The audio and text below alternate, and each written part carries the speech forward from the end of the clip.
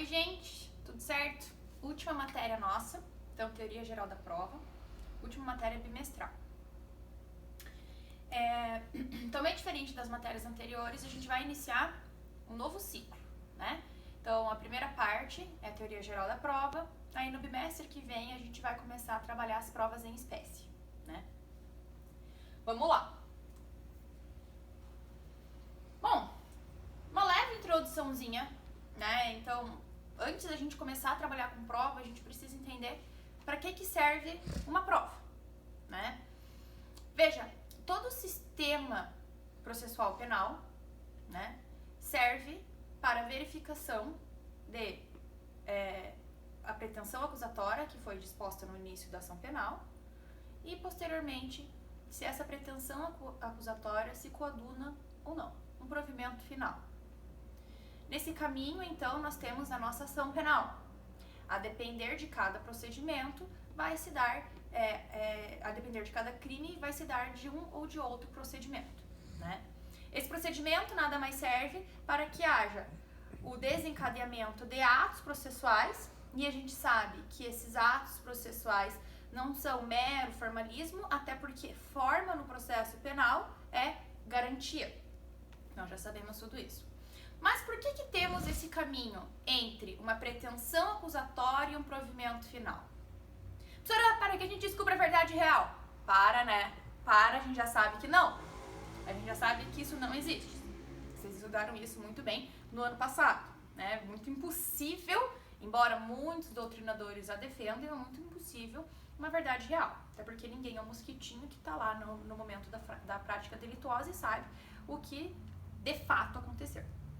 Enfim, então esse caminho entre uma pretensão acusatória e um provimento final serve para a instrução probatória, para que a gente consiga angariar elementos suficientes acerca daquele fato descrito na denúncia, né? Então, se aquele fato descrito na denúncia se coaduna ou não, se isso prospera ou não, né? Para isso, nós temos o desencadeamento de atos processuais em busca do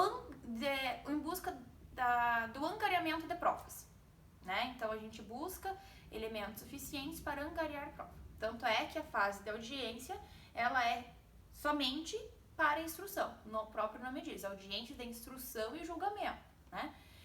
Muitas vezes, a colheita de prova se dá, inclusive, depois dessa fase, quando a gente tem as fases de diligências.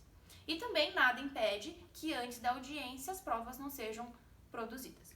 Então, prova no processo penal é super importante, porque é isso que vai trazer o caminho entre uma pretensão acusatória e um provimento final, né? Então, os atos processuais nada mais servem senão a instruir.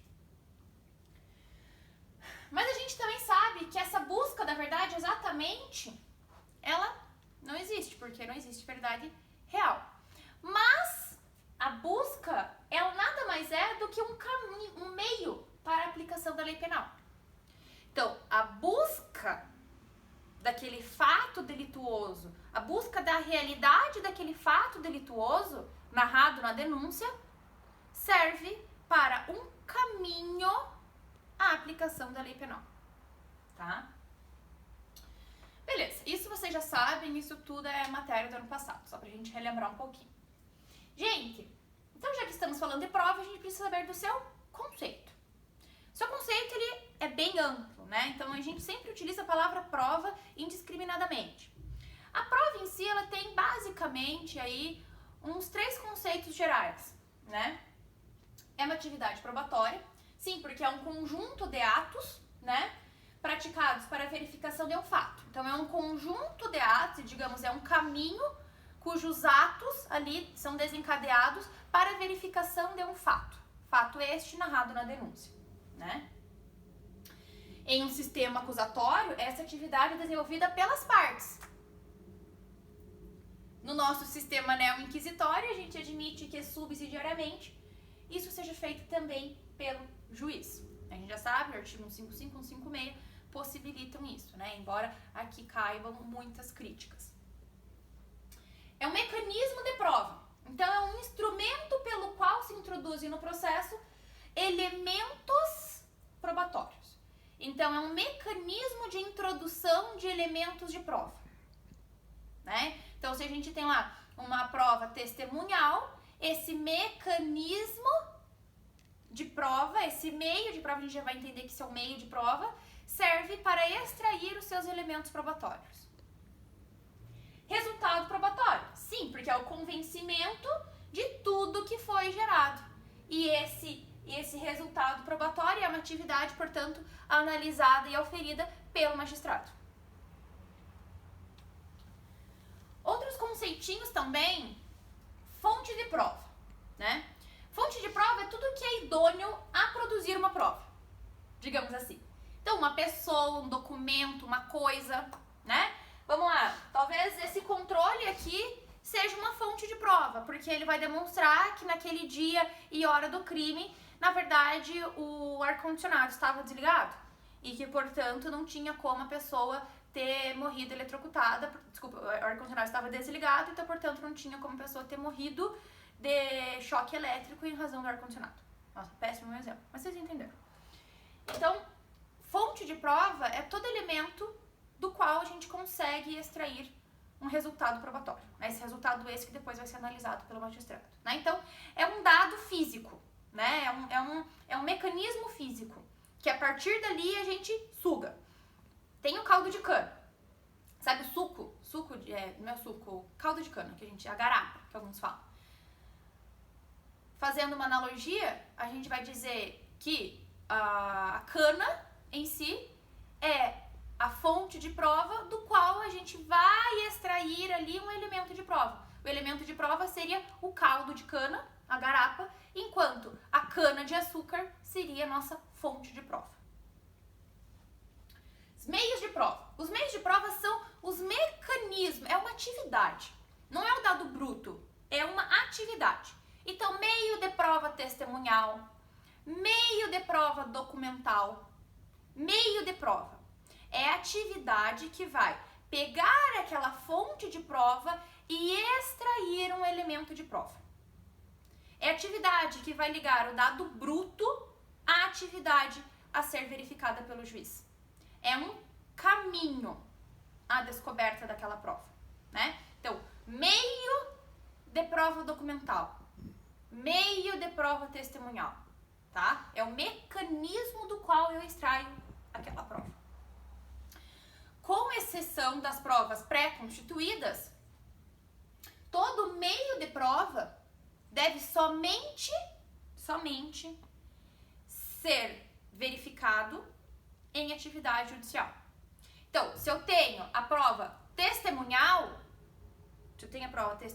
o meio de prova testemunhal somente vai ser produzido em atividade judicial. Aquela prova que foi produzida, aquele meio, aquela prova que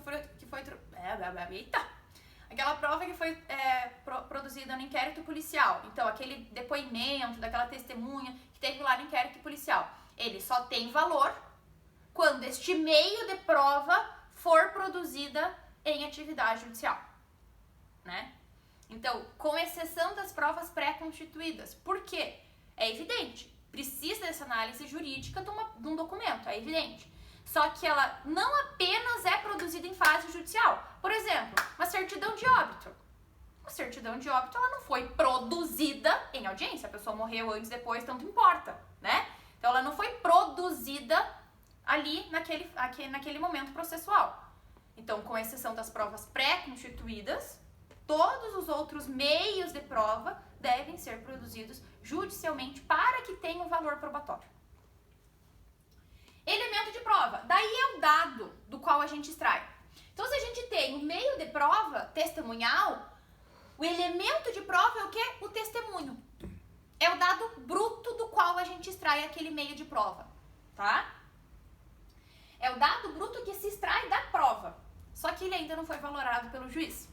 Porque quando é valorado pelo juiz, esse elemento de prova vira resultado probatório. Então, é a conclusão, resultado probatório é a conclusão que o juiz faz daquele elemento de prova, né? Beleza? Mais importante do que isso é a gente saber a distinção entre meios de prova e meios de obtenção de prova. Muita gente não sabe, tá? Tem muito juiz aí famoso que não sabe essa distinção e aplica meio de obtenção de prova como se meio de prova fosse. Isso é muito grave, isso é muito sério. Primeiro, o meio de prova ele serve diretamente ao convencimento do magistrado. Então, um meio de prova testemunhal produzido em audiência serve diretamente ao convencimento do magistrado. Ele por si só serve. Eu não preciso de nenhum outro dado probatório. A prova produzida em audiência, lá, aquele depoimento testemunhal, ele serve diretamente ao convencimento. A prova pericial que foi posto em contraditório judicial, em que teve tanto a defesa quanto a acusação fazendo quesitos, esse meio de prova pericial, por exemplo, serve imediatamente ao convencimento do magistrado. Então, o meio de prova é o elemento apto a conduzir um resultado probatório. Esse é um elemento apto, que ele sozinho consegue fazer valor. Diferente do meio de obtenção de prova. Meio de obtenção de prova é apenas um caminho pelo qual eu posso obter uma prova, sendo que, para que essa prova exista, eu preciso de outros elementos, né? Então, o meio de obtenção de prova é apenas uma dica. Ei, vá por esse caminho que talvez você consiga angariar outras provas. Ei, um boato. Um boato é uma prova? Evidentemente que não. Uma denúncia anônima é uma prova? Evidentemente que não. Uma interceptação telefônica é uma prova? Evidentemente que não. Porque ela sozinha não é apta a conduzir um resultado probatório. Ela sozinha não serve para quê? Para nada. Serve apenas como, uma dica, uma sugestão que aquele caminho eu consigo me utilizar de outros elementos, tá? Então, percebam. O meio de obtenção de prova é apenas uma dica, um caminho de como analisar outras provas, de como produzir outras provas. Sozinha não serve como resultado probatório, tá? Então vamos lá. Os meios de prova são aptos a servir diretamente ao convencimento do juiz sobre a veracidade de uma afirmação. O meio de obtenção de prova são os instrumentos para a colheita de elementos ou fonte de prova. Então ele é apenas um plus para que você consiga obter outros elementos, né? Então, os meios de prova prestam convencimento direto do julgador, enquanto os meios de obtenção servem para o convencimento indireto, tá? E depende do resultado e da sua realização, poderão servir a narrativa histórica dos fatos, tá? Em termos bem práticos, como que a gente consegue distinguir um do outro? Normalmente, o meio de obtenção de prova tem a restrição a um direito fundamental. Tem uma restrição à liberdade, eu tenho a restrição a uma garantia fundamental.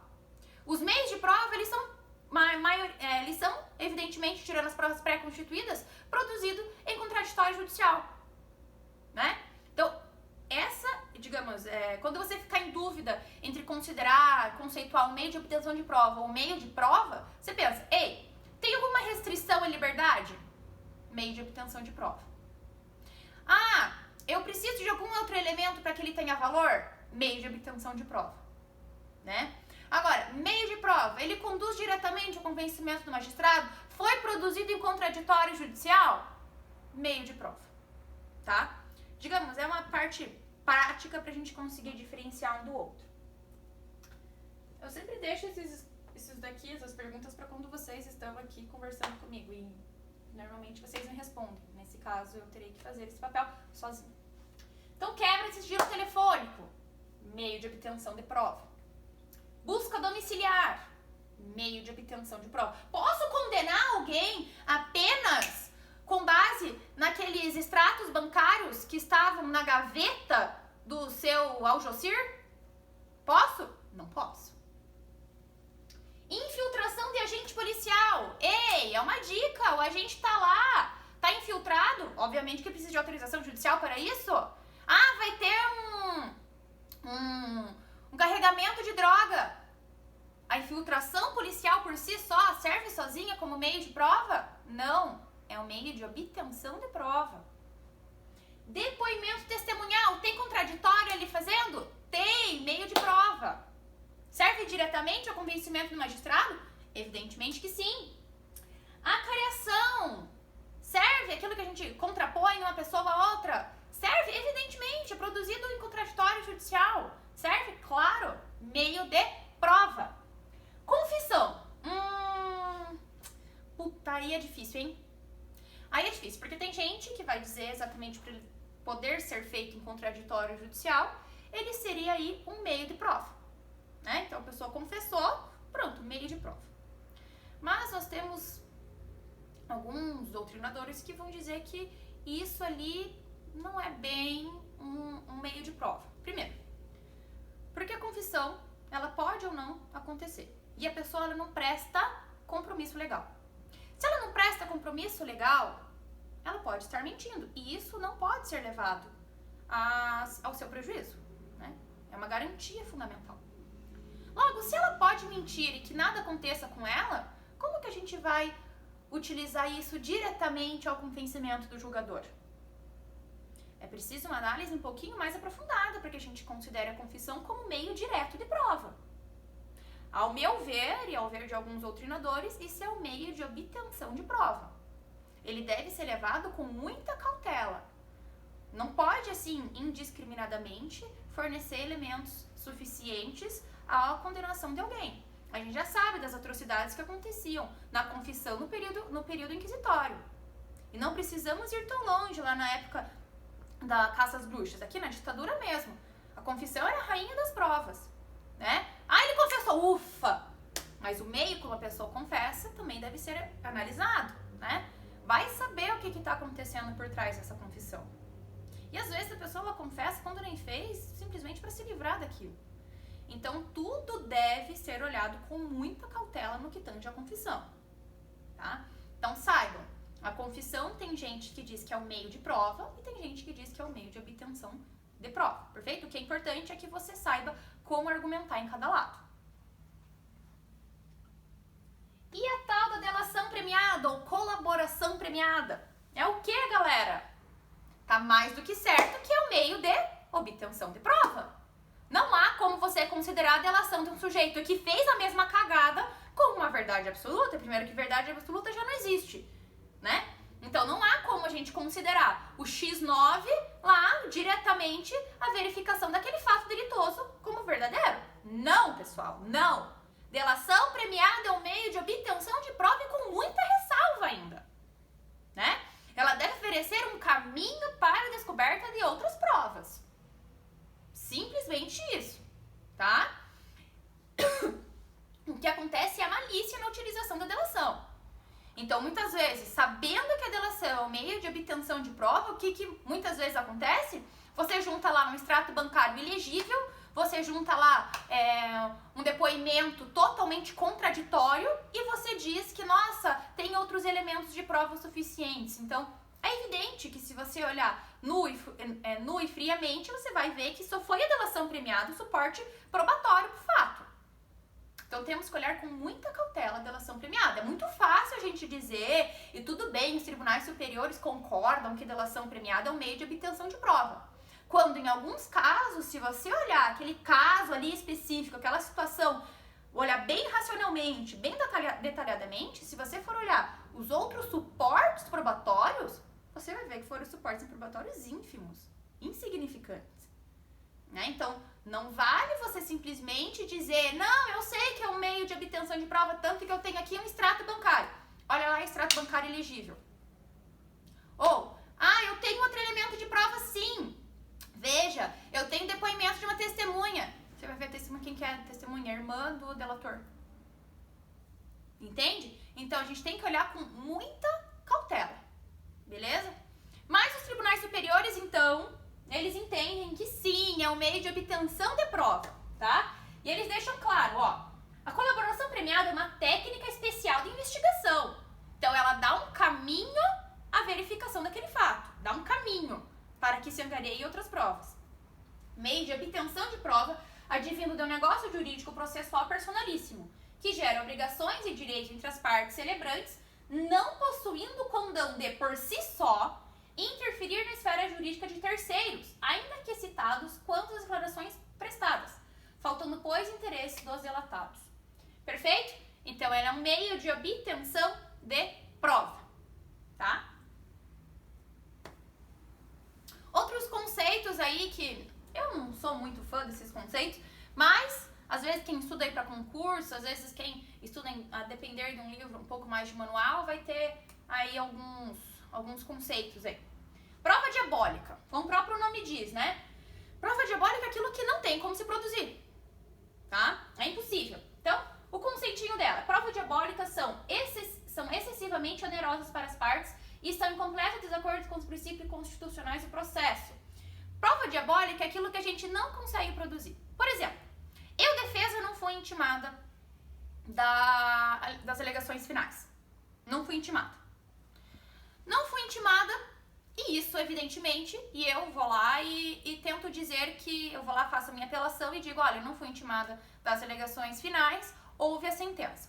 Faço a minha apelação e digo, não fui intimada das alegações finais, logo peço a nulidade do feito.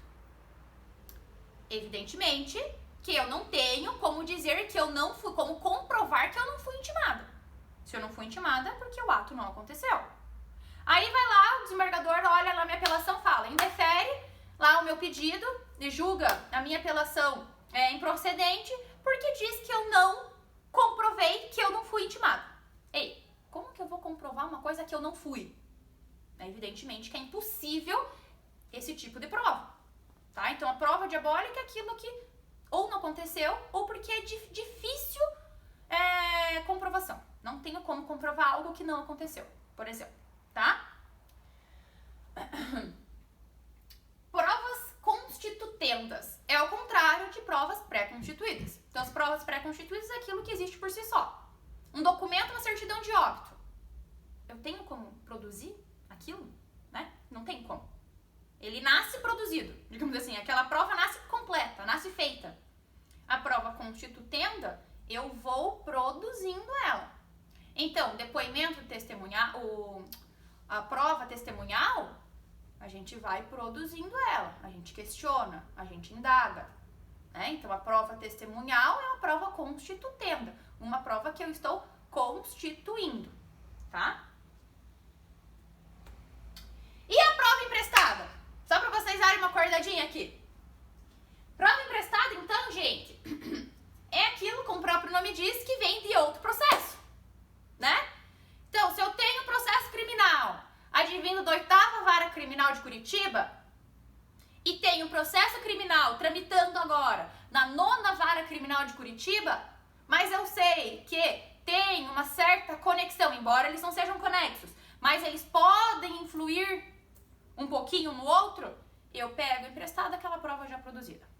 Precisa, evidentemente, de autorização judicial para isso. Não pode o Ministério Público chegar lá, vou pegar uma denúncia e vou pegar como prova emprestada tudo que foi produzido no outro processo em que houve a condenação. Pode fazer isso? Não pode, Arnaldo. Evidentemente que não. Eu preciso de autorização judicial para a utilização da prova emprestada, tá? Então, a prova emprestada é a prova produzida em determinado processo e depois transladada na forma documental para outro. Por exemplo, houve um crime de roubo. Nesse crime de roubo com invasão de domicílio, eram 4 sujeitos acusados. A gente teve, inicialmente, 3 sujeitos sendo acusados em determinado processo criminal. Aquele processo criminal, vamos supor, já foi encerrado. E a gente teve lá o depoimento da vítima que reconheceu as 4 pessoas. Posteriormente, eu descubro essa 4ª pessoa. Eu faço uma ação penal contra ela, até porque aquela já se encerrou. Faço uma ação penal contra ela e utilizo o depoimento da vítima no que tange a esse 4º sujeito. É possível? É possível, tá? Então, a prova emprestada. Exemplo. Prova testemunhal, laudo pericial. Então, o que foi produzido naquele processo anterior, tá? Precisamos ter algumas regras para isso. Até porque essa prova emprestada, ela chega no outro processo com valor probante. Então, ela já chega com esse valor, tá? Só que para isso, a gente precisa de alguns requisitos. Primeiro, que a prova do primeiro processo tenha sido produzida perante que a prova produzida no primeiro processo tenha possibilitado o exercício do contraditório perante a parte do segundo processo. Que o objeto da prova seja o mesmo nos dois processos. Se eu estou falando de roubo em um, é roubo em outro. Que o âmbito de cognição, não necessariamente, mas eu estou falando de crime em um, é crime em outro. Que o âmbito de cognição do primeiro processo seja o mesmo do segundo processo. Vamos ver o que diz tudo isso. Que a prova do primeiro processo tenha sido produzida perante um juiz natural. Juiz natural significa o mesmo juiz? Não. Juiz natural significa aquele cuja competência foi instituída constitucionalmente. Não é identidade física do juiz. Identidade física do juiz é outra coisa. Identidade física é a Dona Maria da Silva é juíza da nona vara criminal. Eu obrigar que a Dona Maria da Silva seja juíza da 22ª vara criminal é a identidade física do juiz. Não é isso. Estamos falando aqui de competência institucionalizada pela Constituição, tá? Então o juiz ele tem que ser competente para o fato. Então, que aquele juiz ele seja competente naquele primeiro processo para julgar aquele fato. Não posso, evidentemente, pegar prova emprestada de um juiz que analisou o caso, sendo ele incompetente. Que a prova produzida no primeiro processo tenha possibilitado o exercício do contraditório perante a parte do segundo processo. Veja, não basta que no segundo processo a prova venha a ser submetida a posterior contraditório. Então vamos imaginar aquele depoimento testemunhal que foi colhido apenas em fase de inquérito no primeiro processo e não foi colhido em fase judicial. Posso pegar emprestado essa prova? Não, evidentemente que não, né? Eu preciso que em ambos os processos o contraditório tenha se desenvolvido entre as mesmas partes, no processo originário e no segundo processo. Não posso pegar uma prova que somente foi produzida em inquérito policial e transladá-la a um processo criminal, ainda que no outro processo eu me utilize do contraditório. Não posso, tá? Que o objeto da prova seja o mesmo nos dois processos. Veja, eu não posso pegar uma prova que foi produzida num processo civil, em que eu estou verificando lá uma certa dependência química do pai, para fins de retirada da guarda dele, e utilizar essa prova que foi produzida no processo civil, que disse que o cara era dependente químico, para um processo ali um processo criminal, em que a gente está falando sobre tráfico, sobre uso de drogas. Posso fazer isso? Evidentemente que não. O objeto é diferente. Aqui eu estou trabalhando sobre objeto de litígio entre partes. Estou trabalhando aqui uma questão de guarda. Aqui eu estou trabalhando uma questão de crime, tá? Então o objeto tem que ser igual. Não pode ter, não pode ser objetos diferentes. Até porque o meio de produção daquela prova é muito diferente deste meio aqui, né? Em alguns casos é evidente que o processo civil se assemelha com o processo penal. Em alguns casos, mas não em todos. Então não dá pra gente simplesmente pegar uma prova produzida em processo civil cujos mecanismos são diferentes e transladá-la ao processo penal como se assim fosse, tá? Que o âmbito de cognição do primeiro processo seja o mesmo do segundo. Pessoal, é a mesma lógica da anterior. Se eu tive uma prova produzida em um procedimento de rito sumaríssimo, como que eu posso utilizá-la ali para o processo comum ordinário? A gente sabe que são fases diferentes, a gente sabe que os atos processuais são diferentes. Eu preciso ter um rigor ali para isso. É a mesma lógica da anterior. Aí aqui eu trouxe aqui alguns julgados para vocês darem uma lidinha. Provas ilícitas e provas ilegítimas fica para o próximo vídeo, beleza? Beijo pra vocês!